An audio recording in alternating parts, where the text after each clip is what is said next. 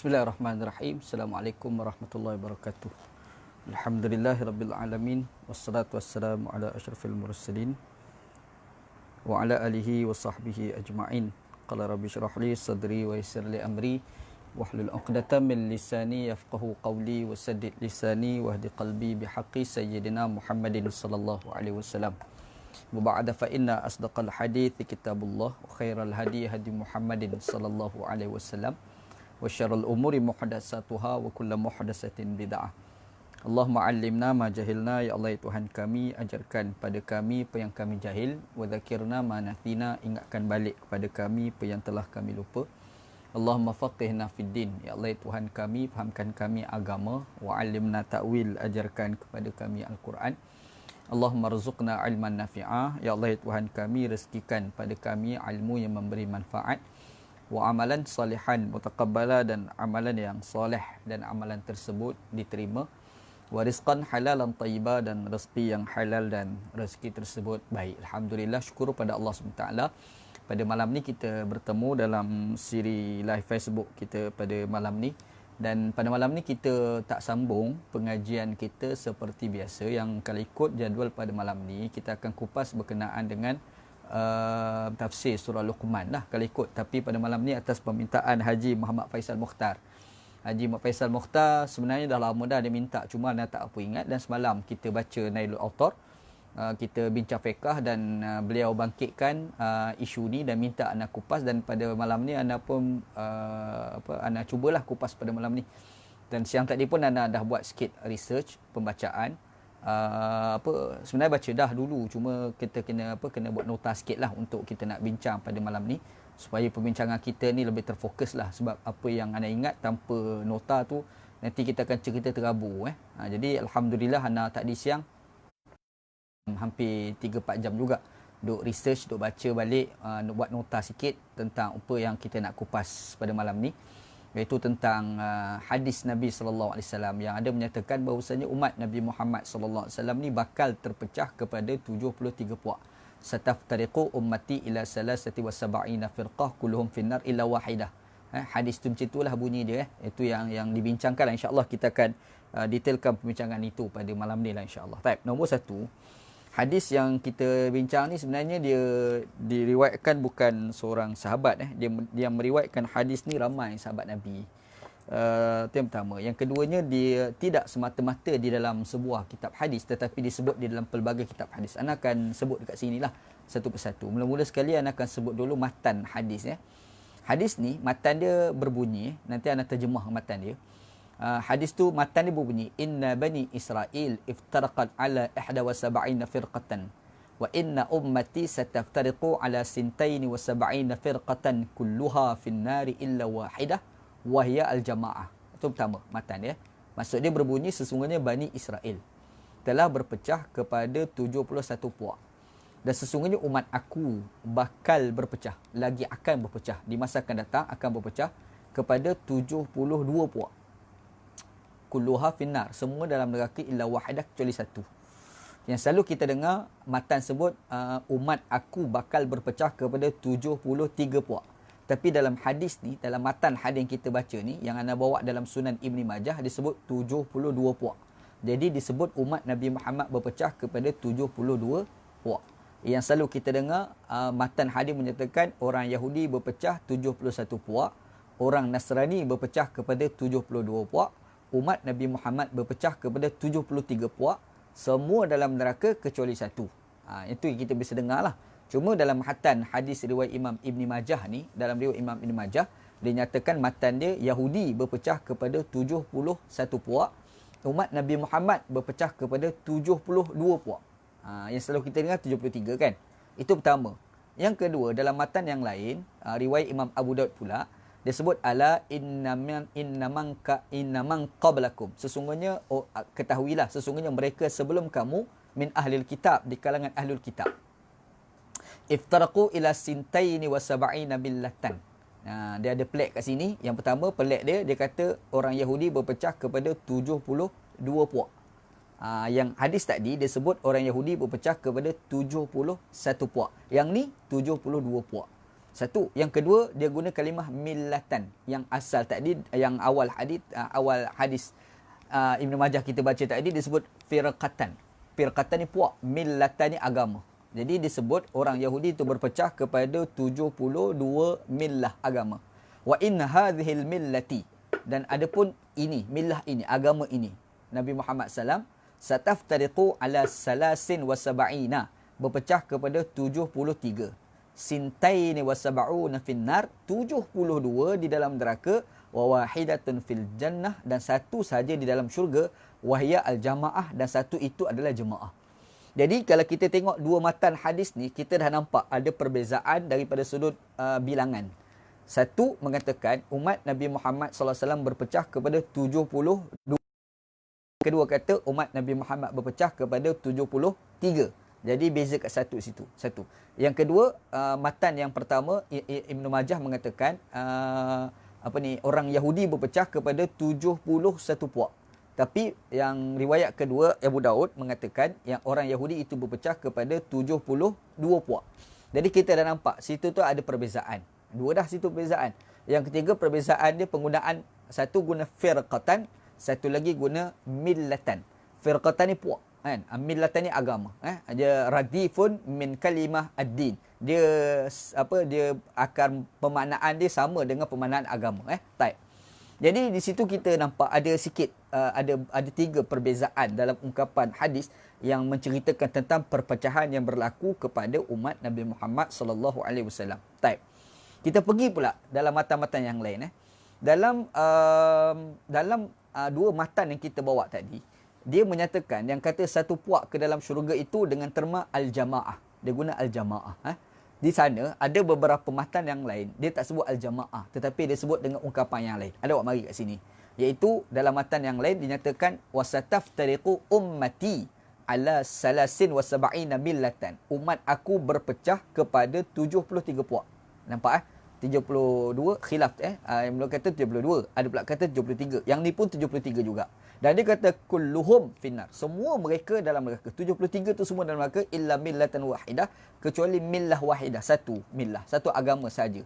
Qalu wa man hiya ya Rasulullah. Sahabat Nabi pergi tanya pada Nabi sallallahu alaihi wasallam, siapa yang satu itu? Qala ma ana alaihi wa ashabi. Yang satu itu adalah orang yang bersama dengan aku dan bersama dengan sahabat-sahabat aku. Hadis ni ada dalam riwayat Imam At-Tirmizi, dan Imam At-Tirmizi menganggap Imam Ibnul Arabi menganggap hadis ini sebagai hasan.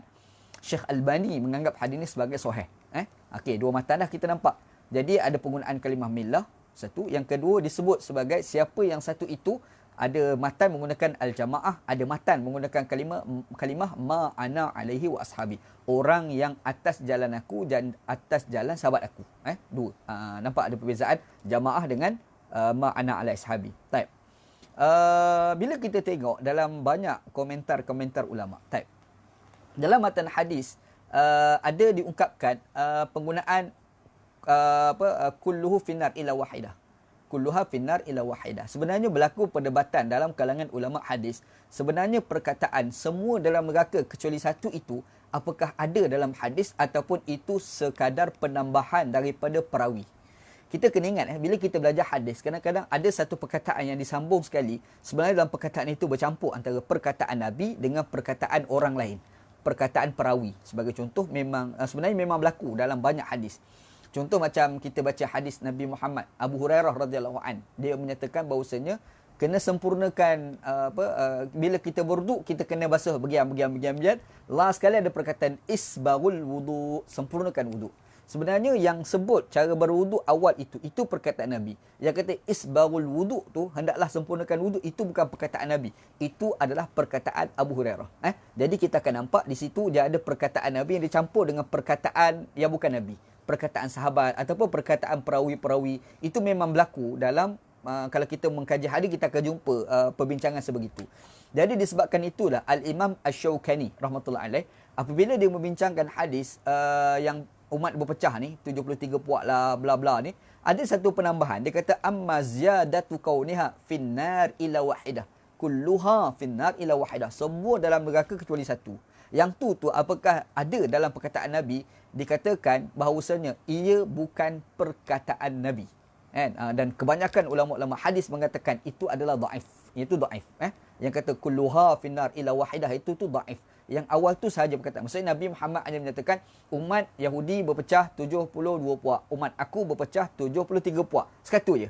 Kulluha finnar. Masuk neraka. Itu bukan perkataan Nabi dah. Itu adalah perkataan perawi. Bukan perkataan Nabi Muhammad sallallahu alaihi wasallam. Siapa komen je tu?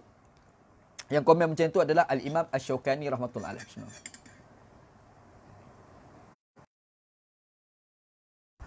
Imam Syaukani mengatakan tambahan itu dianggap sebagai dhaif. Bahkan di kod perkataan Al-Imam Ibn Hazm, Ibn Hazm mengatakan tambahan itu tu bukan sekadar dhaif, bahkan palsu. Ini kata Al-Imam Ibn Hazm dalam kitab dia Faslul Milal wan Nihal. Baik. Okey, kita nampak di situ dia ada cerita pula. Rupa-rupanya bila kita baca hadis Nabi sallallahu alaihi wasallam yang Nabi sebut umat aku berpecah kepada 70 umat Yahudi pecah 71 puak. Ada riwayat kata umat Yahudi pecah pada 72 puak. Lepas tu ada pula kata umat Nabi Muhammad berpecah kepada 73 puak. Yang biasa kita dengar. Ada pula yang mengatakan umat Nabi Muhammad pecah pada 72 puak. Jadi situ ada khilaf situ. Lepas tu ada perkataan menggunakan kalimah firqah, puak. Ada pula satu lagi tak guna kalimah firqah, tapi digunakan kalimah millah. Nampak? Ada perbezaan kat situ daripada sudut penggunaan perkataan sahaja dalam melihat hadis tersebut. Baik. Lepas tu ada pula tambahan semua dalam neraka kecuali satu. Yang satu tu siapa dia? Al-Jamaah. Ada pula satu lagi kata ma'ana alaihi wa ashabi. Sambungan tu apakah ada dalam perkataan Nabi Muhammad? Itu pun berlaku khilaf dalam kalangan ulama. Al-Imam Asy-Syaukani mengatakan tambahan itu adalah dhaif. Itu tidak ada riwayat sanad yang confirm mengatakan itu perkataan Nabi. Adapun Ibn Hazm mengatakan sebenarnya tambahan itu palsu. Sebenarnya itu diungkapkan oleh Nabi SAW. Nabi hanya menyatakan perpecahan umat 72 dan 73 tadi sahaja. Yang tambahan itu tidak ada. Yang kata masuk neraka apa tu tidak ada. Ini mengikut komentar daripada dua orang ulama. Yang pertama adalah Al-Imam Asy-Syaukani. Yang kedua adalah Al-Imam Ibn Hazm. Imam Syaukani diungkap benda ini dalam kitab Fathul Qadir lah. Kitab beliau. Kita tengok pula dalam matan yang lain. Dan hadis ni, yang ni confirm palsu. Tapi anda baca juga. Ada lafaz yang mengatakan tafarraqa ummati ala sab'ina atau 71 firqatan kulluhum fil jannah illa firqatan wahidah. Dia terbalik. Dia kata umat aku berpecah kepada 70 atau 71 puak. Nampak dia guna au kat situ. Umat aku berpecah kepada 70 atau 71 puak. Yang kita jumpa umat Nabi Muhammad pecah 73 ataupun 72. Mari pula matan yang ketiga ni dia sebut umat Nabi Muhammad berpecah kepada 70 ataupun 71 puak. Dan dia kata kulluhum fil jannah. Semua tu dalam syurga. Maksud yang pecah-pecah macam-macam tu masuk syurga illa firqatan wahidah. Hanya satu saja masuk ke neraka. Terbalik pula. Nampak dia pelik sikit. Cumanya kata dalam matan ni qalu ya Rasulullah man hum. Yang satu tu siapa dia? Yang kata masuk neraka tu siapa dia? Kata hadis ni az-zanadiqah wa hum al-qadariyah. Iaitu golongan qadariyah. Jadi hadis ni, matan ni, yang ni hadzal hadithu bihadzal lafzi mawdu'un makdzubun ala Rasulillah sallallahu alaihi wasallam rawahu al-Uqaili fi dhu'afa min tariq al-Mu'az bin Yasin Az-Ziyad. Hadis yang kita bawa ni adalah dusta, palsu, sengaja disandarkan kepada Nabi sallallahu alaihi wasallam. Yang kata macam ini adalah seorang ulama hadis terkenal pada zaman dahulu namanya Al-Uqaili. Kitab yang diungkap tu, kitab yang menyatakan ini palsu ni, kitab tu nama kitab Ad-Dhu'afa. Ad-Dhu'afa. Baik. Jadi kita nampak ini palsu. Palsu kita tolak tepi dah. Yang kata sebenarnya umat pecah 71 puak yang syurga. Satu saja masuk neraka, Zindiq dan Qadariyah. Contoh. Yang tu palsu. Jadi palsu kita tak payah amal. Kita tak payah tengok sebab palsu kita tolak lah. Yang kita nak cerita yang sahih ni, gitu. Cuma bila kita bincang hadis yang menyatakan tambahan kulluha finnar illa wahidah itu dikatakan tidak ada perkataan itu, dan hadis itu ambil daripada seorang sahabat yang bernama Abu Hurairah radhiyallahu an. Dalam riwayat-riwayat sahabat Nabi lain tidak ada, yang hanya ada dalam riwayat Abu Hurairah sahaja. Tapi tambahan itu dikritik oleh Syaukani, dikritik oleh oleh Ibn Hazm, mengatakan dhaif ataupun palsu. Begitu. Tapi walau bagaimanapun, secara dasarnya bila kita tengok semua kandungan hadis tu yang sebut umat berpecah tanpa tambahan masuk neraka itu, hampir majoriti ulama mengatakan sahih lah, majoriti ulama. Anda kok kat sini, antara yang kata sahih ni Imam Tirmizi kata sahih, Al-Hakim kata sahih, Az-Zahabi kata sahih, Ibnu Katsir kata sahih, Ibnu Hajar Al-Asqalani kata sahih, Imam Syatibi kata sahih. 7 orang ulama kata sahih. Bahkan antara lain yang mengatakan sahih juga adalah Al-Imam Ibnu Taimiyah. Ibnu Taimiyah disebut, dia kata huwa hadisun sahihun masyhurun. Masyhur lagi kata Ibnu Taimiyah. Berapa dah? 8 orang ulama kata sahih. Tetapi kita dah sebut tadi ada ulama yang mendhaifkan dia. Siapa yang kata dhaif tu? Ibnu Hazm, satu lagi adalah Asy-Syaukani rahmatullah alaih. Jadi kalau kita tengok segi bilangan ulama yang menganggap hadis ni sahih dengan dhaif, yang paling ramai adalah mengatakan sahih. Yang mengatakan dhaif itu sebilangan kecil saja di kalangan ulama. Tapi walau bagaimanapun sebenarnya hadis ni dia telah melahirkan banyak polemik, sebab apabila Nabi Muhammad SAW sebut perpecahan umat, itu orang boleh terima lagi. Tapi bila dikatakan satu saja masuk syurga, itu jadi masalah. Kerana banyak memberi implikasi perbalahan yang berlaku dalam kalangan orang Islam, dan implikasi yang paling besar adalah mengkafirkan antara satu dengan yang lain. Maka disebabkan itulah kalau kita tengok orang Mu'tazilah sebagai contoh, bila disebut siapa yang satu masuk syurga itu, mereka akan kata hum ahlul adli wat tauhid, golongan ahli keadilan dan juga tauhid. Jadi merujuk pada kelompok Mu'tazilah. Kalau kita tanya pokok Syiah, Syiah kata yang satu tu Syiatu ahlil baiti, iaitu Syiah di kalangan ahli bait aku. Dia kata, orang Syiah kata macam tu. Kan? Ada orang mari sanad dia lah. Ada seorang ulama Syiah namanya Nasir At-Tusi. Annahu su'ila 'anil madhahib. Orang pergi tanya dia berkenaan dengan pelbagai mazhab. Bila tanya, faqala bahasna anha. Aku buat penyelidikan lah perkara ni. Wa an qauli Rasulullah sallallahu alaihi wasallam. Ini kata ulama Syiah. Dia pun baca juga hadis Nabi sallam. Dalam hadis tu dia kata Nabi Muhammad berkata, sataftariqu ummati ala 73 firqatan wahidatan minha najiyah wal baqi finnar. Itu konon ini dalam riwayat Syiah lah. Syiah kata umat Nabi Muhammad SAW. Dia kata Nabi Muhammad pernah berkata, Nabi Muhammad kata umat Nabi Muhammad berpecah kepada 73 puak. Satu sahaja berjaya, yang berbaki itu, 72 yang berbaki itu finnar, dalam neraka belaka. Lepas tu, waqad ayyana alaihi salam al-firqatan najiyah wal halikah fi hadisin akhar, hadis muttafaqun alaih wa huwa qauluh. Jadi dia pun cari satu hadis, satu matan hadis yang lain, dan hadis tu ada dalam kitab Sunni yang menyatakan siapakah yang dikatakan wahidah an-najiyah tu. Satu yang berjaya itu siapa? Dia pun mari, dia kata dalam hadis Nabi Muhammad ada berkata, dalam kitab Sunni mengatakan begitu, mathalu ahli baiti kamassali safinata nuh man rakabaha naja wa man takhallafa gharaq. Kan? Perumpamaan ahli bait itu. Orang Syiah ni kata mereka ahli bait. Ahli bait Nabi maksudnya keturunan Nabi Muhammad SAW. Seperti mana bahtera Nabi Nuh AS. Barang siapa yang naik bahtera Nabi Nuh, orang tu selamat. Siapa yang tak naik bahtera Nabi Nuh, orang tu akan tenggelam. Jadi bila dalam hadis ni dia kata mathalu ahlu baiti, perumpamaan seperti ahli keluarga aku, ahli keluarga Nabi, ahli bait. Jadi Syiah mengatakan mereka ni kelompok ahlul bait. Syiah kata Lepas tu dikatakan selamat itu seperti mana naik atas bahtera Nabi Nuh AS. Kata Syiah. Jadi Syiah mengatakan sebenarnya dikatakan satu puak itu adalah Syiah. Jadi Sunni semua ni masuk neraka. Ini tafsiran Syiah. Isunya hadis ni yang Syiah rekod ni ada tak dalam kitab Sunni? Jawabnya ada. Yang pertama dalam kitab Al-Mustadrak, Al-Hakim riwayat 1. Yang kedua dalam At-Tibrani, daripada sahabat Nabi yang bernama Abu Zar Al-Ghifari radhiyallahu an. Lepas tu dinyatakan juga di dalam kitab Az-Zakhiratul Huffaz. Ada juga diukut kata hadis ni. Majmu' Az-Zawaid ada juga. Ini semua kitab-kitab Sunni. Tetapi apabila mereka kut hadis ni, mereka tak tengok macam mana komentar di kalangan ulama-ulama Sunni terhadap sanad hadis ni. Apabila kita semak, rupa-rupanya dalam Zakhiratul Huffaz dinyatakan bahawasanya dalam hadis ni ada seorang perawi namanya Al-Hasan bin Abi Ja'far. Al-Hasan bin Abi Ja'far ni dalam matrukul hadis, hadis dia ditolak, tidak diterima. Maksudnya hadis ni lemah lah. Lepas tu bukan satu problem, ada problem yang lain pula. Iaitu ada seorang lagi perawi yang bernama Abdullah bin Dahir. Abdullah bin Dahir pun matruk, ditolak. Jadi hadis yang disandarkan oleh Syiah yang mengatakan satu puak saja masuk syurga itulah kelompok Syiah, itu ditolak. Itu adalah riwayat yang tidak diterima. Matruk dia panggil matruk. Nampak?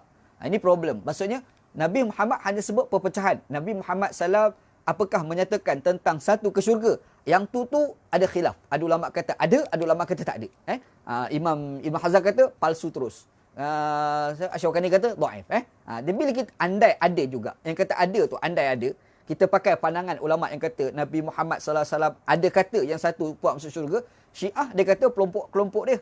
Dia buat marilah hujah-hujah dia. Dan hujah dia pun merujuk pada kitab Sunni. Kita orang Sunni pergi kritik tengok hadis yang dibawa oleh Syiah itu, hadis itu adalah lemah lah. Hadis itu tidak valid untuk jadikan sebagai sandaran. Kerana ada dua orang perawi yang cukup bermasalah. Yang pertama namanya Al-Hasan bin Abi Ja'far dan satu lagi namanya Abdullah bin Dahir. Gitu. Orang Sunni pun sama juga. Orang Sunni pula yang kata, yang dikatakan satu itu siapa? Yang masuk syurga itu. Mereka mengatakan yang satu itu adalah aku ikut Nabi dan ikut sahabat Nabi. Yang kita Ahli Sunnah kata sahabat Nabi. Kenapa? Sebab dalam matan hadis yang tadi pun kita dah baca, Nabi Muhammad SAW dikatakan, ada menyatakan, man kana ala mislima ana alaihi al-yawma ashabi. Orang yang seperti mana jalan aku pada hari ini dan juga seperti sahabat-sahabat aku. Dia pakai riwayat itulah orang Sunni. Dan hadis ni, yang sambungan ini, ada dalam riwayat Imam At-Tirmizi. Imam At-Tirmizi. Dan hadis ni daripada seorang sahabat yang bernama Abdullah bin Amr radhiyallahu anhu. Taib. Jadi kalau kita tengok di sini, kita akan nampak segi matan pun dia ada perdebatan dekat situ.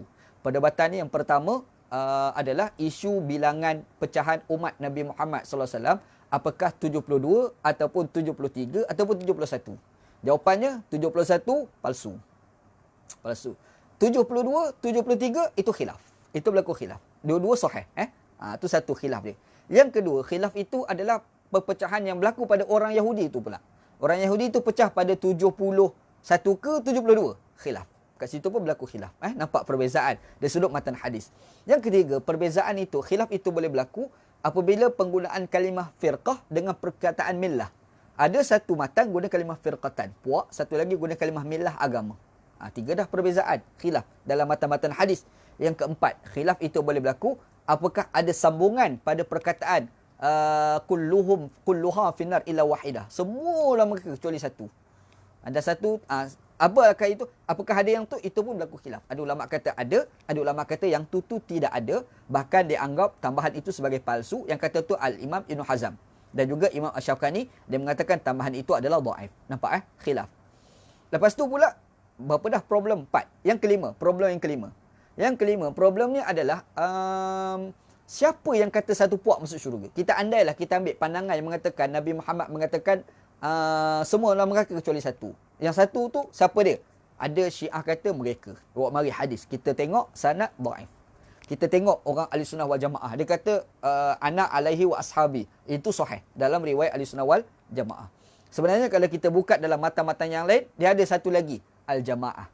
Al-Jamaah. Siapa dia Al-Jamaah? Tak jelas. Kalau kita buka dalam matan yang lain pula, akan ada kalimah Sawadul Azam, golongan yang paling ramai.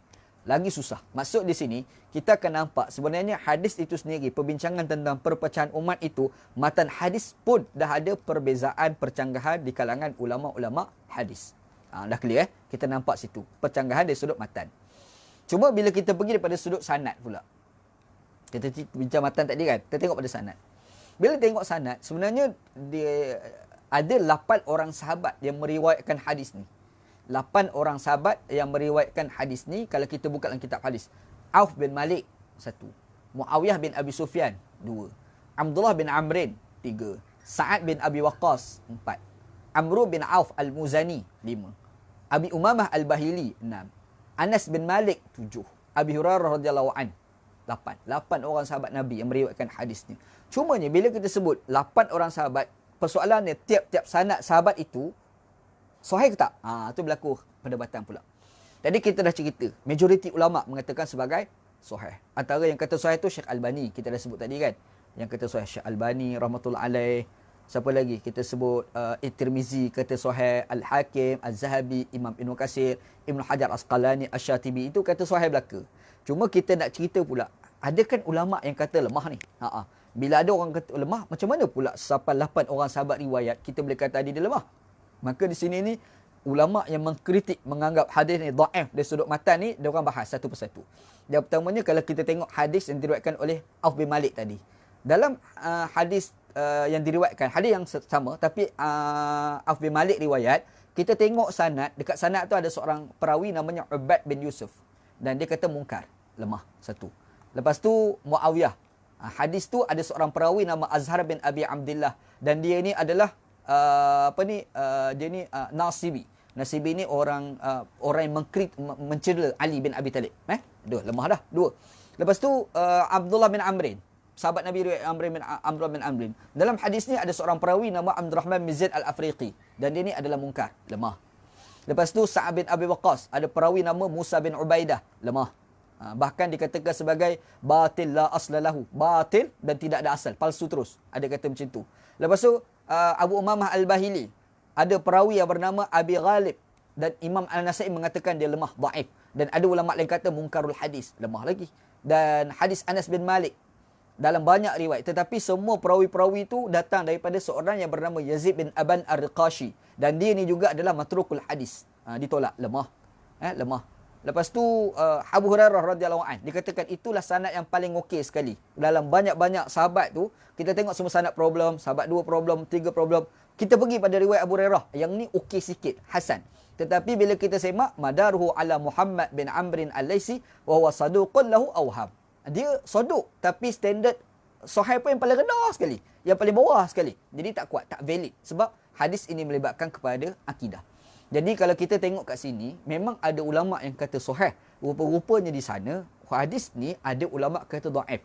Ulama tak sepakat mengatakan kewujudan hadis yang menyatakan umat Nabi Muhammad berpecah kepada 73 puak. Ulama tak sepakat. Berlaku khilaf dalam kalangan ulama-ulama hadis dalam menentukan status hadis ni.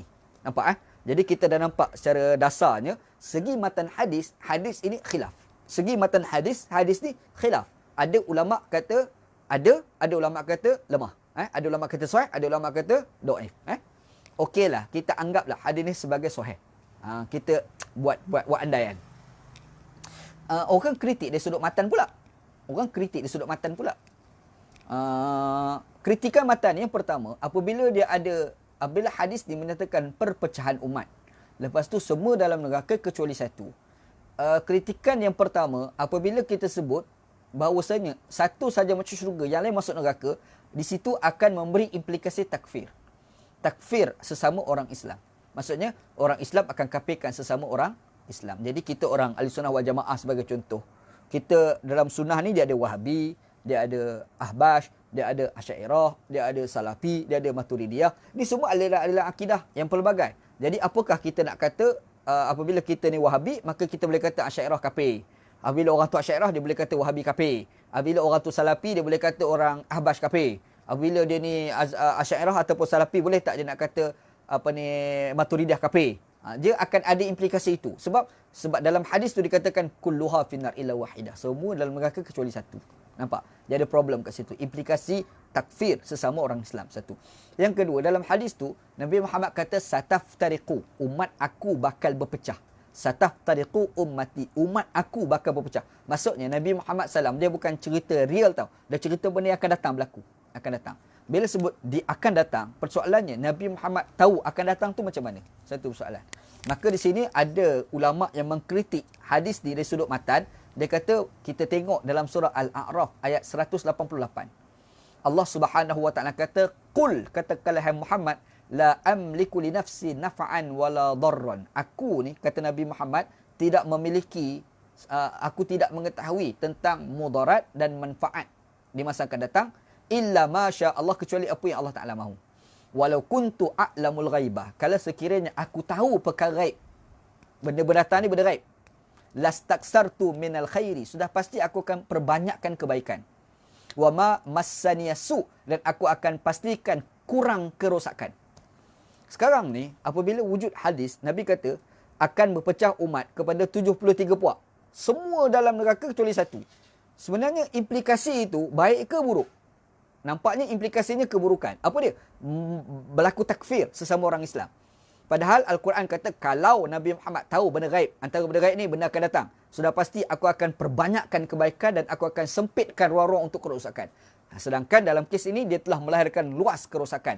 Maka disebabkan itu ada sebilangan ulama mengkritik daripada sudut matan hadis ni. Dia mengatakan hadis ni perlu ditolak kerana bercanggah dengan Al-Quran. Nampak Maksud itu kritikan dalam kalangan ulama. Okey, kita nampak ada ulama kata sahih sanad, ada ulama kata dhaif sanad. Kita ambil yang sahih. Ulama kritik sudut matan pula. Dia kata segi matan ada problem. Kita boleh kata dhaif dari sudut matan. Walaupun sahih dari sudut sanad. Okey, kita andaikan juga perkataan itu ditakwil. Kita kata sahih juga hadis ni. Walaupun bercanggah dengan Al-Quran sebagai contoh. Di situ ada satu ulama yang telah komen, dia menganggap hadis ni sahih. Dan nampak bercanggah Quran. Tapi kita boleh takwil lagi. Dan ulama itu namanya Dr. Sa'id Ramadan Al-Buti. Sa'id Ramadan Al-Buti dia bahas benda hadis Nabi SAW ni lah. Yang pertama, dalam komentar Sa'id Ramadan Al-Buti, dia kata hadis ni sifatnya adalah zanni. Kita kena ingat bila kita belajar Al-Quran, kita belajar hadis, kita akan jumpa dua terma penting. Yang pertama dia panggil zanni, satu lagi dia panggil qat'i. Qat'i dia benda pasti. Quran sampai kat kita confirm 100% daripada Allah Subhanahu wa taala melalui Nabi Muhammad sallallahu alaihi wasallam, confirm. Tak ada khilaf lagi. Tak ada orang kata ada tak sikit-sikit tu bukan daripada Nabi. Tak boleh. Kita kata semua tu datang daripada Nabi. Ada tak sikit-sikit bukan daripada Allah? Tak, dia mesti datang daripada Allah. Quran. Dia panggil qat'iyatus thubut. Maksudnya subut datang dekat kita tu confirm 100%, yang tu dipanggil qat'i. Ada pula dipanggil zanni.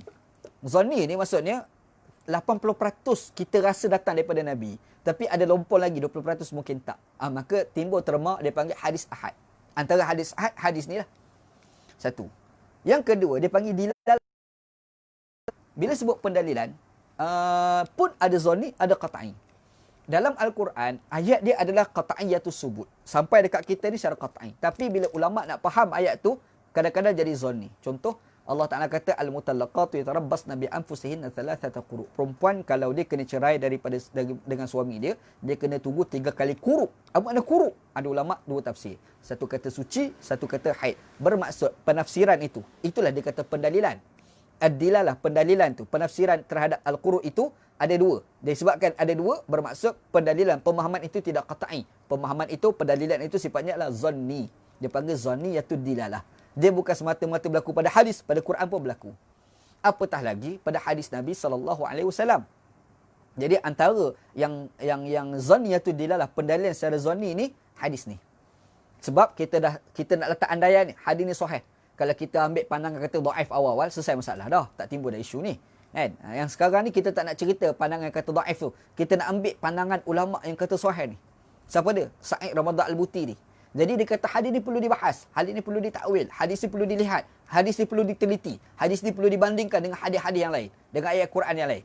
Ni kata Dr. Sa'id Ramadan Al-Buti. Type. Jadi dia tengok hadis dalilah secara zanni. Satu.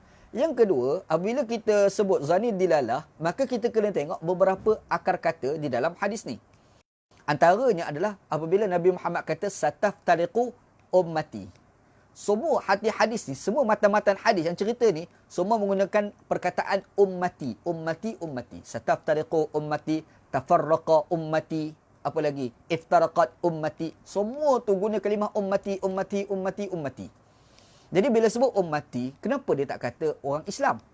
Patut dia kata iftaraqa al-muslimun, contohlah kan. Dia tak kata orang Islam. Dia kata situ adalah ummati, umat aku.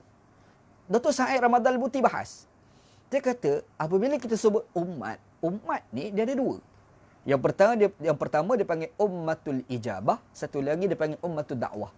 Ummatul ijabah maksudnya orang Islam, umat Nabi Muhammad yang telah menerima Islam. Macam kita orang Islam. Maka kita dia panggil ummatul ijabah. Ada pula satu lagi umat Nabi Muhammad tapi tak terima Islam. Kafir, Hindu, Buddha itulah. Jadi itu pun umat Nabi Muhammad sallallahu alaihi wasallam. Dia panggil ummatul dakwah. Umat yang kita kena dakwah dia. Satu. Yang kedua, apabila kita sebut Nabi Muhammad, dia tak macam Nabi dulu. Nabi Muhammad sebut dalam hadis, Nabi kata yub'atsu al-anbiya liqaumihi khassatan wa bu'istu ila an-nasi kafatan. Nabi dulu diutuskan untuk kaum tertentu. Aku, kata Nabi, diutuskan untuk semua manusia. Jadi bila disebut ummati, umat Nabi Muhammad, semualah. Tak kira lah dia Melayu ke India ke China ke Israel ke Amerika ke apa pun, umat Nabi Muhammad. Tak kira dia agama Islam ke Hindu ke Buddha ke Yahudi ke apa agama pun, dia tetap dikira sebagai umat Nabi Muhammad SAW. Sebab Nabi kata bu'istu ila nasi kafatan. Aku diutuskan untuk semua manusia. Jadi bila sebut semua manusia, tak kira agama dia apa, tak kira bangsa dia apa. Makanya yang dikatakan ummati ni, kata Sa'id Ramadan Al-Buti tu, bukan semata-mata orang Islam, tapi masuk juga orang bukan Islam. Apatah lagi dalam hadis Nabi sallallahu alaihi wasallam. pun ada riwayatkan hadis ni. Hadis ni Nabi Muhammad menyatakan orang Yahudi, orang Nasrani pun umat Nabi Muhammad SAW. Nabi Muhammad kata, "Man sami'a bi min ummati aw Yahudi wala Nasrani falam yu'min bi lam yadkhulil jannah." Nabi Muhammad kata, mana-mana di kalangan umat aku, sama ada Yahudi dan Nasrani, yang telah mendengar daripada aku tanpa beriman dengan aku, maka dia akan masuk ke dalam neraka, tidak masuk dalam syurga, kata Nabi SAW. Dalam hadis ni, Nabi Muhammad menyatakan, yang dikatakan umat Nabi Muhammad ni bukan orang Islam je, Yahudi Nasrani pun termasuk juga. Jadi kita akan faham penggunaan kalimah ummati, umat Nabi, umat aku tu, umat Nabi Muhammad ni, dia tidak dibataskan kepada orang Islam sahaja. Yang dikatakan umat Nabi Muhammad, orang bukan Islam pun adalah umat Nabi Muhammad sallallahu alaihi wasallam. Lepas tu kita tengok pula pada matan hadis, Nabi kata sataftariqu ummati, umat aku bakal berpecah. Maksudnya yang berpecah ni bukan orang Islam sahaja, tapi berpecah tu orang agama lain pun pecah juga. Itu maksud dia. Cumanya bila kita sebut pecah, maksudnya bukan Islam pecah je, orang agama lain pun pecah juga. Yang pecah itu pun bawah kategori umat Nabi Muhammad sallallahu alaihi wasallam. Dan Nabi Muhammad kata, kulluhum finnar illa wahdah. Semua tu dalam neraka kecuali satu. Satu saja syurga. Bila sebut satu syurga, Sa'id Ramadan Al-Buti kata, yang satu tu siapa? Dia kata yang satu tu orang Islam tu lah. Tak kira lah dia aliran apa pun, dia Syiah ke, dia Mu'tazilah ke, dia Khawarij ke, dia apa pun, dia adalah Firqatun Najiyah, golongan yang berjaya itu. Kenapa? Sebab yang pertama, komentar daripada Sa'id Ramadan Al-Buti, dia kata hadis mutawatir maknawi. Nabi Muhammad SAW kata, fa innallaha qad harrama 'alan nari man qala la ilaha illallah yabtaghi bidzalika wajh Allah. Kata Nabi SAW, Allah Subhanahu wa taala haramkan kepada Allah Taala haramkan neraka kepada orang yang mengatakan la ilaha illallah dan dia berharap ikhlas, dan dia ikhlas kerana Allah SWT. Jadi hadis ni kata Sa'id Ramadan Al-Buti, dia menyatakan yang masuk syurga ni mengucap la ilaha illallah. Dia kata mengucap la ilaha illallah ni bukan orang Sunni je, Syiah pun ucap, Mu'tazilah pun ucap, Khawarij pun ucap, semua tu mengucap la ilaha illallah. Satu. Yang kedua, dia mari hadis Nabi sallallahu alaihi wasallam, Imam Muslim riwayat. Nabi Muhammad SAW kata, asyhadu an la ilaha illallah wa anni rasulullah la yalqallahu bihima abdun ghairu syakin fihima illa dakhalal jannah. Kata Nabi SAW, aku bersaksi tiada Tuhan kecuali Allah. Dan aku, kata Nabi, adalah Rasulullah. Dan orang yang mengatakan itu, la yalqa Allah bihima abdun ghaira syakin. Seseorang hamba yang tidak syak lagi terhadap perkataan tadi, la ilallah Muhammad Rasulullah tadi, dia tidak akan berjumpa dengan Allah Subhanahu wa taala kecuali dia mesti masuk syurga. Maksudnya, Nabi Muhammad gambarkan bahawasanya orang yang mengucap syahadah, orang ni syurga. Kata Sa'id Ramadan Al-Buti, yang mengucap syahadah ni bukan orang Ahli Sunnah wal Jamaah aja. Mu'tazilah pun ucap, Khawarij pun ucap, Qadariyah pun ucap, semua tu ucap la ilaha illallah. Dua. Yang ketiga, dalam hadis Nabi SAW, Nabi kata, man kana akhiru kalamihi la ilaha illallah dakhala jannah. Barang siapa yang akhir perkataannya adalah la ilaha illallah, orang tu wajib masuk syurga. Itu kata Nabi Muhammad sallallahu alaihi wasallam dalam hadis riwayat Al-Imam Abu Daud. Jadi, daripada hadis-hadis ni menandakan yang dikatakan kulluha finnar, semua berpecah. Itu tu adalah agama Hindu, agama Buddha, agama Kristian, agama macam-macam agama itulah.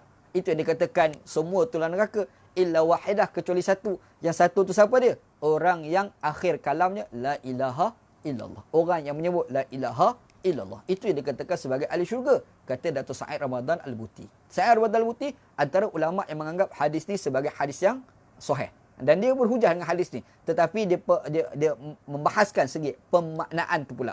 Pendalilan terhadap hadis tu. Begitu. Baik. Sebab itu, bila kita faham komentar pada Datuk Sa'id Ramadan Al-Buti, cuba kita tengok apa yang telah diungkapkan oleh Al-Imam Ibn Taymiyah pula. Ibn Taymiyah dia pernah kata, dia kata, faman kaffara as-sintaini wa sab'in kullahum faqad khalafa al-kitaba wa sunnata wa ijma' as-sahabah wa tabi'ina lahum bi ihsanin ma'a anna hadis sintaini wa sab'ina firqah laisa fi sahihain. Okey, dia kata kalau ada orang mengkafirkan kepada 72 kelompok, kan? Nabi kata 73 puak. Umat aku pecah 73 puak. Semua lah mereka kecuali satu. Kita kata yang 72 ni semua ni kafir, kita kata. Jadi kalau kata siapa yang satu tu? Mu'tazilah, kafir kita kata. Khawarij, kafir. Syiah, kafir. Kita buat kafir. Kata Ibn Taymiyah, orang sebegini ni sebenarnya dia telah menyalahi Al-Quran, menyalahi hadis Nabi, menyalahi ijma' para sahabat. Itu kata Al-Imam Ibn Taymiyah. Jadi pada komentar Dr. Said Ramadan Al-Buti, dia menyatakan yang dikatakan satu puak itu adalah puak yang mengikut puak yang mengucap syahadah. Tapi yang dikatakan 73 puak itu adalah umat Nabi Muhammad yang bukan beragama Islam.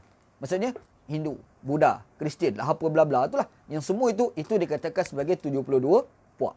Ini komentar daripada Dr. Said Ramadan Al-Buti begitu. Baik.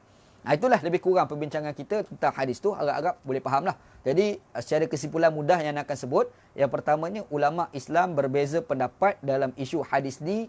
Yang pertama daripada sudut sanad.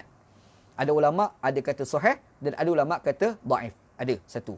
Yang keduanya daripada sudut matan. Penggunaan kalimah matan itu pun berlaku debat, khilaf. Ada kata 72, ada ulama ada matan kata 73. Umat Nabi Muhammad berpecah. Ada pula kata 71. Tapi 71 tak apalah, kita tolak tepi sebab itu palsu awal-awal kan. Yang kita sebut ni 72, 73. Ada khilaf. Dua. Yang ketiganya penggunaan kalimah millah. Satu lagi penggunaan kalimah firqah. Itu sudut matan je. Berapa dah problem kat situ. Lepas tu kita ada pula debat di sudut matan juga, penambahan pada perkataan kulluha finnar illa wahidah. Penambahan itu pun berlaku khilaf. Ada ulama kata ada, ada ulama kata tak ada. Bahkan Ibn Taymiyah, Asy-Syaukani dan juga Ibn Hazm dia kata palsu, dhaif. Macam Syaukani kata dhaif, Ibn Hazm dia kata palsu. Penambahan tu kan kulluha finnar, semua dalam neraka kecuali satu. Lepas tu tambahan pula yang sebut siapa yang satu itu al-jamaah satu. Ada pula yang kedua kata bukan al-jamaah, dia kata sawadul azam. Dua. Ada pula kata ma ana alaihi wa ashabi. Tiga. Syiah pula kata Syiah min ahli baiti. Ada pula 4. Jadi ada khilaf kat situ. Syiah punya riwayat kita dah tolak, walaupun dia ambil lagi kitab Sunni. Tapi bila kita semak daripada sudut sanad ada problem, tolak. Kita pergi pada riwayat Sunni, sahih, ma ana alaihi wa ashabi. Baik. Lepas tu maksud di situ ada problem dari sudut sanad dah, kita dah nampak. Kita dah bincang juga daripada sudut matan, sudut sanad. Ulama-ulama yang menolak dan dia melihat satu-satu perawi-perawi hadis. Dia dah riwayat, dia tengok dah tiap-tiap perawi-perawi itu kan. Dan semua tu ada problem dan semua tu dikritik. Maka tak pelik ada ulama mengatakan dhaif daripada sudut sanad. Okey, kita pakai juga pandangan ulama yang kata sahih. Semua secara konflik. Ma'ana alihi wa ashabilah, semua tu dia itu Dr. Said Ramadan Al-Buti. Tetapi dia takwil. Dia bahas. Antara perbincangannya yang pertama, melihat daripada kalimah ummati. Umat. Jadi umat kita jangan sempitkan orang Islam je. Sebenarnya ummati ni orang Islam dan orang bukan Islam termasuk juga. Lepas tu, dia lihat daripada sudut bila sebut ummati tu, umat perpecahan tu bukan sekadar orang Islam tapi berlaku juga terhadap orang bukan Islam gitu. Lepas tu yang dikatakan satu masuk syurga tu siapa dia? Kata Said Ramadan Al-Buti adalah bila kita melihat hadis Nabi secara mutawatir maknawi, semua hadis-hadis mengatakan kalau sekiranya orang itu mengucap syahadah, mengaku Allah Taala sebagai Tuhan, la ilaha illallah Muhammad Rasulullah, orang tu adalah syurga. Maka Said Ramadan Al-Buti mengatakan yang dikatakan satu itu masuk syurga itu adalah orang Islam. Tapi yang dikatakan masuk neraka 72 itu merujuk kepada orang bukan Islam. Yang itulah kesimpulan yang kita boleh buat secara ringkas tentang apa yang kita polemikkan dalam isu apakah umat Nabi Muhammad berpecah kepada 73 puak. Begitu. Wallahu taala alam. Wallahu alam. Dah. Okey, ada persoalan tak? Ada pertanyaan tak?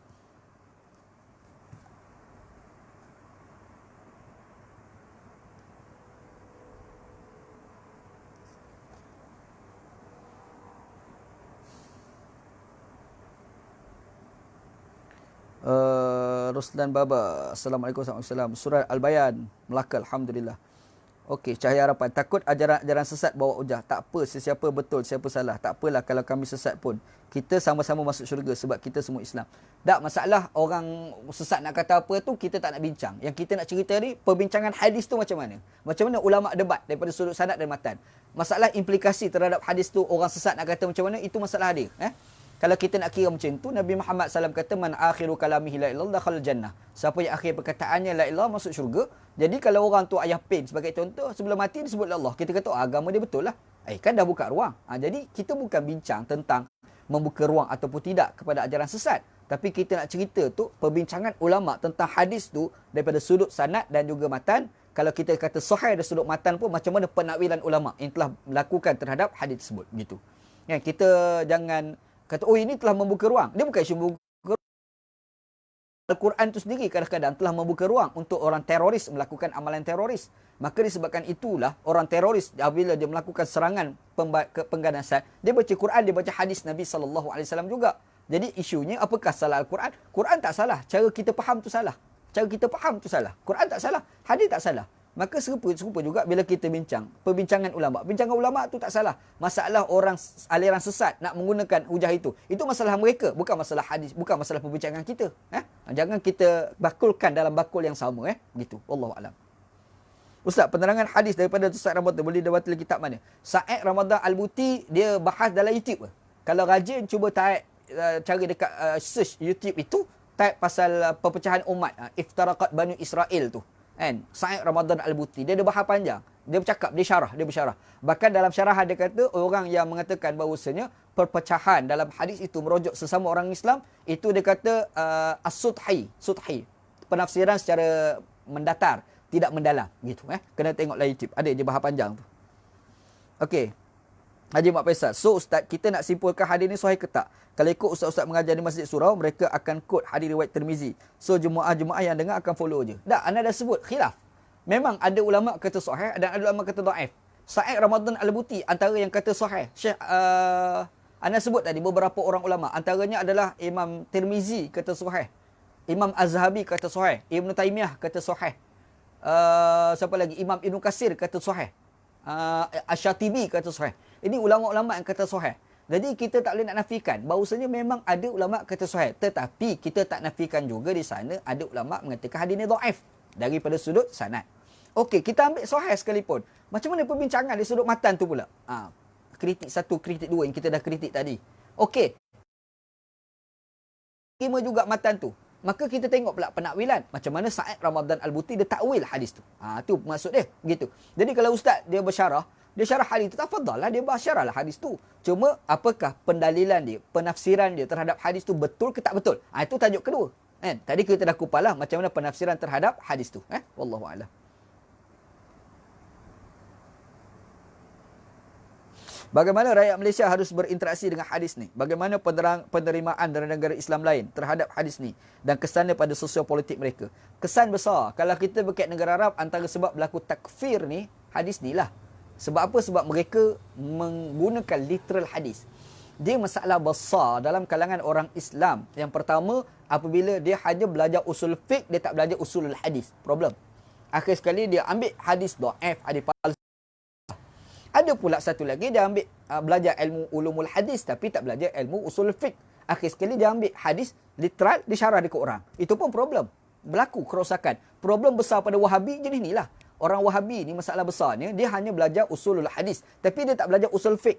Akhir sekali pemahaman hadis dia dangkal. Itu masalah dia. Sebab tu dia kena dua-dua kena belajar. Usulul hadis kena belajar, usul fiqh pun kena belajar. Bila kita faham dua ni, dia tak akan mudah untuk menafsirkan hadis sampai boleh mengkafirkan antara satu dengan yang lain. Terutama macam orang-orang politik. Dia ada agama, bagus, alhamdulillah. Nak pada agama, bagus, alhamdulillah. Bercita-cita besar dengan agama dalam sebuah negara, bagus, alhamdulillah. Tapi dangkal. Kenapa? Tak belajar ilmu ulumul hadis dan tak belajar ilmu usul fiqh. Kadang-kadang belajar usul fiqh, tak belajar ulumul hadis. Kadang-kadang belajar ulumul hadis, tak baca pula usul fiqh. Akhir sekali takfir. Mengkafir antara satu dengan yang lain. Itu problem besar tu. Itu berlaku dalam kalangan orang Islam dalam dunia, bukan semata-mata di Malaysia, bahkan berlaku juga di negara-negara Arab. Begitu. Wallahu a'lam. Memang menarik dari kebiasaan, cuma haruslah ada yang mengklaim ini perbahasan yang dipelopori oleh tokoh-tokoh pemikiran liberalism. Saya terfikir macam tu. Terima kasih Ustaz. Sebenarnya kita nak kata dipelopori pemikiran liberal tak juga, sebab yang bahas itu Dr. Sa'id Ramadan Al-Buti. Bahkan Sa'id Ramadan Al-Buti mengkritik pula orang yang mengkafirkan Syiah, mengkafirkan Mu'tazilah. Dia kata tak betul. Sa'id Ramadan Al-Buti. Dan kita tahu Sa'id Ramadan Al-Buti ni tokoh Asy'ariyah yang kuat. Alim. Akui keilmuan dia, orang Salafi dan orang bukan Salafi. Orang Asy'ariyah mengakui ini kealiman yang ada pada Dr. Sa'id Ramadan Al-Buti lah. Cuma kita macam liberal pula. Dia bukan isu liberal, tapi itulah penafsiran yang dibawa oleh ulama-ulama muktabar. Masalah orang liberal pergi tompang itu masalah orang liberal, bukan masalah perbincangan ilmiah. Gitu. Wallahu a'lam.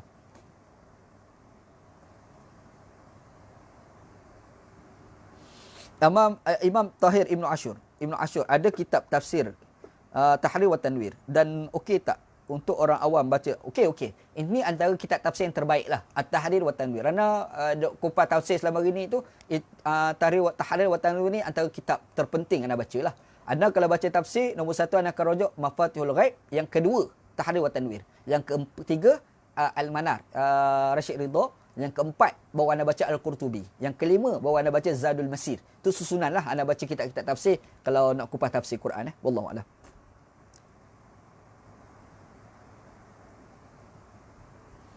Saya nampak ulama sepakat kata yang mengatakan ayat satu puak akan masuk syurga tak sahih. Tak sepakat, khilaf lagi. Antara yang kata sahih tu Sa'ad Ramadan Al-Buti, Ibn Taymiyah. Ada mati kata sahih. Cuma ada yang lain mengkritik. Sebenarnya masih khilaf lagi, bukan sepakat. Wallahu a'lam. Okey, habis dah. Tak ada soalan dah kat sini. Ada soalan lain tak?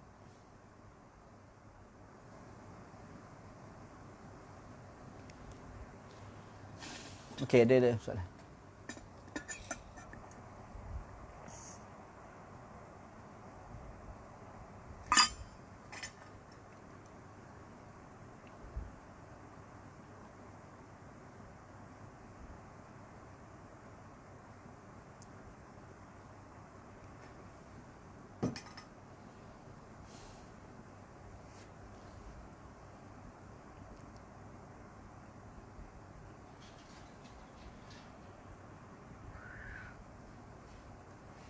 Tak ada lah kot. Ada soalan? Sila. Anda buka soalan lagi.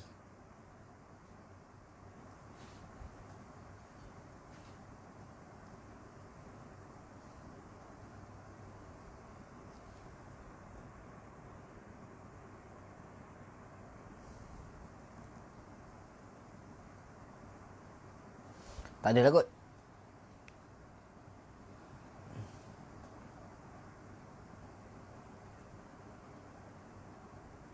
Okey, kalau tak ada anda simpulkan terakhir. Kalau tak ada anda simpulkan Jadi kita nampak perbincangan tentang berpecah umat kepada 73 puak, berlaku debat dalam kalangan ulama. Yang pertama daripada sudut sanad. Ada ulama kata sahih, ada ulama kata dhaif. Dan antara ulama yang kata sahih ni adalah Imam At-Tirmizi. Antara kata sahih. Bahkan dalam riwayat Imam Tirmizi tu dia mari panjang lebar lah matan hadis tu kan. Kalau kita baca anak kod matan hadis yang diriwayatkan oleh Imam Tirmizi. Imam At-Tirmizi dia sebut, dia kata tafarraqa ummati ala salasi wa sab'ina firqah kulluha nar illa millah wahidah. Qalu man hiya ya Rasulullah, qala ma'ana alaihi wa ashabi. Itu matan daripada Imam Tirmizi. Jadi Imam Tirmizi menganggap hadis ini adalah sahih, dan Albani pun kata sahih, dan Ibn al-Arabi dia mengatakan hadis ini sebagai dhaif. Hasan. Okey, anda tambah sikit. Syekh Albani dia pernah bahas hadis ni. Syekh Albani rahmatullah alaih, anda terlupa nak sebut tadi. Syekh Albani rahmatullah alaih dia mengkritik pula orang yang menganggap sambungan hadis itu sebagai dhaif. Dia kritik juga. Antara komentar daripada Syekh Albani rahmatullah alaih, dia mengkritik komentar daripada Ibn Hazm dan juga Syaukani. Syekh Albani kata, macam mana dua orang ini boleh mengatakan sebagai lemah, sedangkan sebilangan besar ulama-ulama yang lebih hebat daripada Ibn Hazm mengatakan hadis itu adalah sahih. Itu kata Syekh Albani rahmatullah alaih lah. Benda tu ada dalam buku dia Silsilah As-Sahihah lah, dalam buku beliau. Baik. Jadi kita akan nampak matan hadis tu, yang pertama sanad. Sanad tu ada khilaf, ada ulama kata sahih, ada ulama kata dhaif. Dhaif tu pula ada kritikan je lah. Kita dah sebut panjang lebar tadi kan. Sampai 8 kritikan terhadap 8 orang perawi hadis tu. Kita dah satu persatu kita dah bahas. Lepas tu yang kedua daripada sudut sanad, daripada sudut matan. Matan tu pun ada khilaf. Adakah ada sambungan pada kulluha finnar? Ada ulama kata ada ulama kata tak ada. Antara yang mengatakan kulluhum finnar itu Syekh Albani rahmatullah alaih. Bahkan yang mengkritik Syaukani dan dia mengkritik Ibn Hazm yang mengatakan sambungan itu sebagai dhaif ataupun palsu. Dia kritik dan dia menganggap itu sebagai sahih. Tapi ada ulama yang mengatakan tak ada. Syaukani dan juga Ibn Hazm mengatakan tak ada. Lepas tu tentang penggunaan kalimah firqah dan juga millah, itu pun berlaku khilaf dalam kalangan ulama-ulama hadis. Yang seterusnya, kalau kita andaikan sebagai hadis ini sahih sekalipun, ada kritikan pula daripada sudut sanad dan sudut matan, iaitu implikasi terhadap amalan takfir satu. Yang kedua, ayat hadis tu menggambarkan bahawasanya umat akan berpecah kepada 73 puak. Realitinya berlaku, semakin rosak umat akan hancur. ini sudah pasti bercanggah dengan Al-Quran. Yang Quran kata kalau Nabi Muhammad SAW tu tahu apa yang bakal berlaku di masa akan datang, benda-benda gaib, sudah pasti Nabi akan perbanyakkan kebaikan, akan mengurangkan kerosakan. Yang nampaknya macam perbanyakkan kerosakan. Maka disebabkan itu ada sebilangan ulama melihat dari sudut matan hadis, dia kata hadis ini lemah. Sebab bercanggah dengan Quran. Dari sudut sanad hadis. Dari sudut matan hadis. Lepas tu, tapi disadar ada ulama kata tak, hadis ini sahih juga. Contoh yang kata tu adalah Sa'id Abdul Al-Buti dan juga Al-Imam Ibn Taymiyah. Tapi ada penakwilan. Antara penakwilan tu pada kalimah ummati satu. Yang kedua tentang yang dikatakan satu masuk syurga itu adalah orang yang mengucap syahadah. Tetapi yang pecah banyak-banyak itu bukan orang Islam. Itu berlaku pada agama yang lain daripada agama Islam. Yang itulah kesimpulan daripada perbincangan kita secara ringkas daripada apa yang kita telah bincang panjang lebar tadi. Gitu. Wallahu a'lam. Wallahu a'lam. Okey. Memang orang kita ustaz suka guna hadis ni label nama dakwah mereka lah golongan yang satu tu. Itulah masalah, tambah kita orang Melayu, betul. Adakah hadis ni sesuai untuk diguna sebagai bahan dakwah pada non-muslim? Macam mana Ana ni kalau nak cerita satu benda, kita kena kena faham dulu. Benda ni khilaf ke sepakat? Kalau benda tu khilaf, kita cari pandangan yang lebih toleran kepada orang bukan Islam. Kita ada macam contoh, ana berhadapan dengan orang bukan Islam kadang-kadang. Dia tanya, betul ke orang murtad itu dibunuh? Kalau kita kata dibunuh, dia ada polemik kat situ. Polemik tentang macam mana sikap mereka terhadap agama Islam. Bila kita cek, isu bunuh orang murtad tu khilaf. Dia bukan sepakat.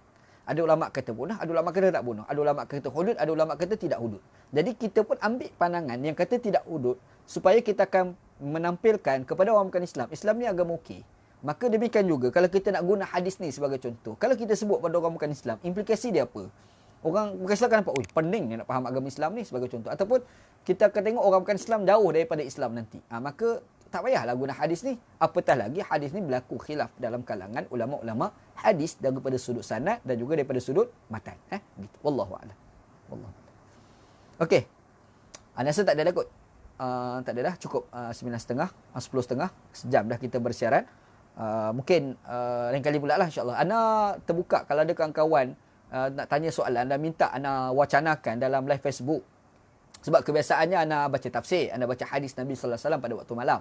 Tetapi bukanlah mesti anda baca tafsir dan baca hadis pada tiap malam. Kadang-kadang kalau ada kawan-kawan minta anda bincang sesuatu tajuk tertentu dan anda rasa tajuk tu kena ada research, kena bahas secara panjang lebar, kena ambil sejam sebagai contoh macam kita kupas hadis ni, anda bersedia kalau kawan cadangkan anda tengok, anda buat research, anda bincang sikit insya-Allah. Macam anda nak bincang hadis ni, anda buat research dulu, anda kena baca. Sebab takkan nak cerita benda yang tak confirm, anda nak bagi confirm dulu. Fakta mana, kitab mana lah apa tu, baru bila kita bincang tu benda tu ada jadi ilmiah lah. Gitu Jadi kalau ada kawan-kawan minta nak bincang satu tajuk, boleh inbox Facebook kat anda ataupun hantar WhatsApp kat anda tengok kalau anda rasa anda mampu kupas tajuk tu, anda akan buat research, kita akan buat live Facebook dan kita boleh bincang sama-sama begitu. Kalau tak ada, anda akan terus buat sambungan kuliah tafsir dan kuliah hadis lah seperti mana yang biasa itulah gitu. Anda rasa tak ada lah kot. Wallahu a'lam. Wassallallahu ala sayyidina Muhammad wa ala alihi wa sahbihi ajma'in. Assalamualaikum warahmatullahi wabarakatuh.